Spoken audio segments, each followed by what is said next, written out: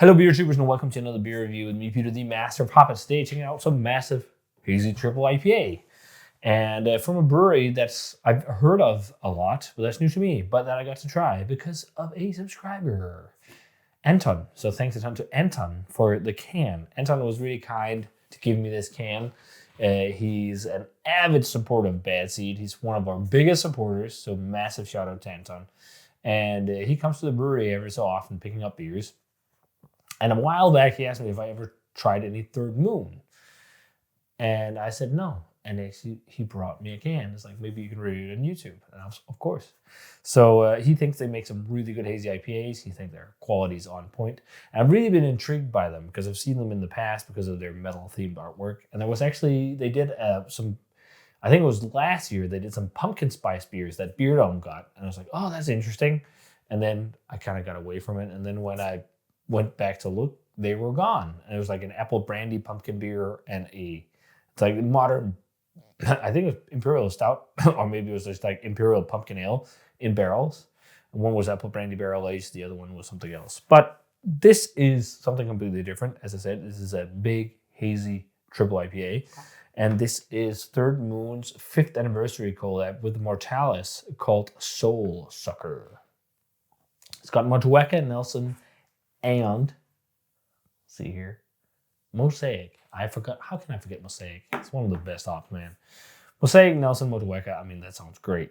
10.5%. Massive, massive beer. And my first and Third Moon. And what I love, though, with this artwork, it doesn't look like regular Third Moon artwork. It looks like Mortalis artwork.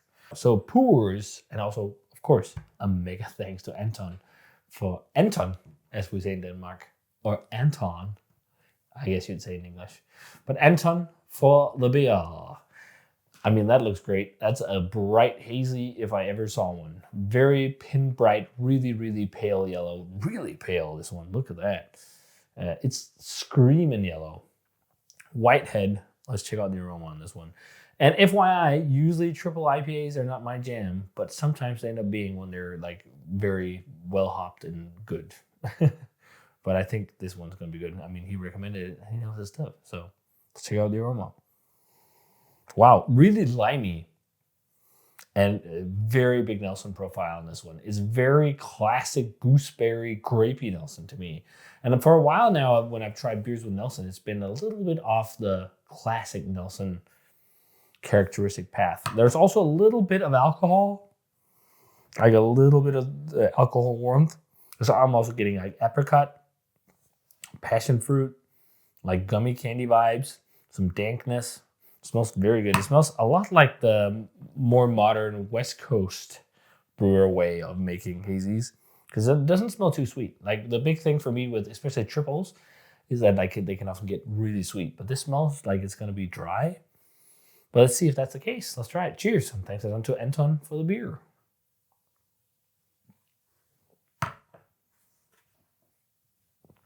Ooh, big boy. Big boy.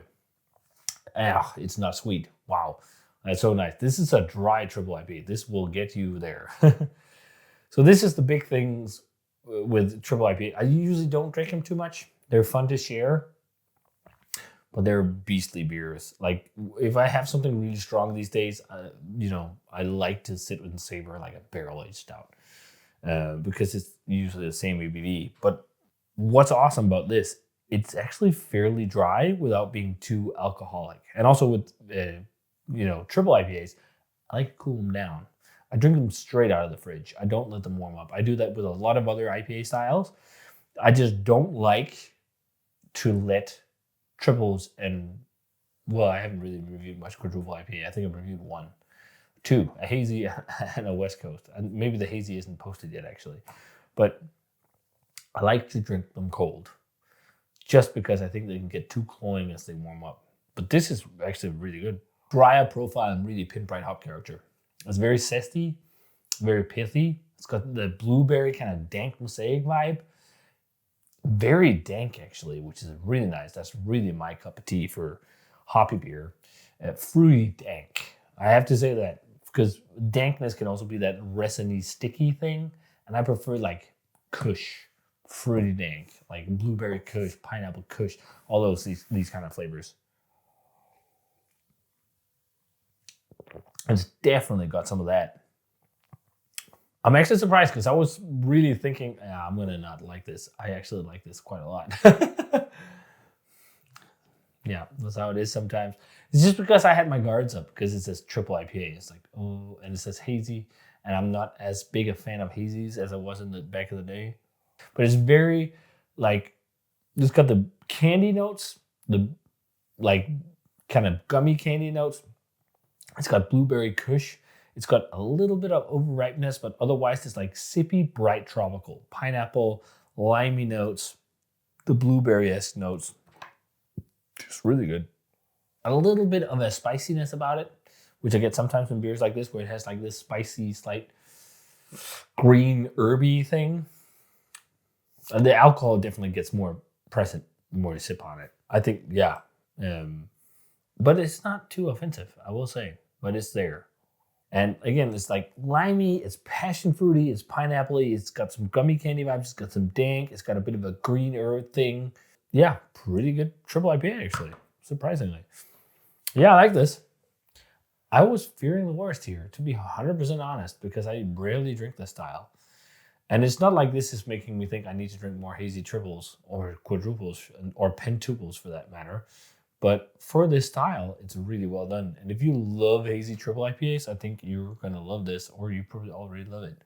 Also a good amount of citrus profile. Like there's a little bit of sweet citrus, but it's very much that bright thing. It's not all the way into, I sometimes talk about Monstera Deliciosa, which is like, I think sometimes I'm just thinking now, a symptom of heavily hop beer, where it goes into this like super saturated thing where it bites, and then it reminds me of Monstera Deliciosa, which is a tropical fruit that bites, kind of like pineapple, but it's a bit more aggressive. But it has like this crazy intense tropical flavor that's almost like pineapple and steroids. And there is a hint of like the yeast character of like some kind of overripe candy, Starbursty Skittles thing or something. But this is really good. This is like a 92, 93. I'm sure this was like crazy when it was dead fresh, because you can taste there's a lot of hops in it still. Like if you drank this like just around release, it might have been too much. Maybe you need to sit a little bit, but really good stuff. A brewery from Canada to check out. So Third Moon and Mortalis Soul Sucker. Yeah, I like it. I actually like it a whole lot more than I thought. And the Nelson really comes through more as well now. I'm getting much more, especially on the aftertaste right now,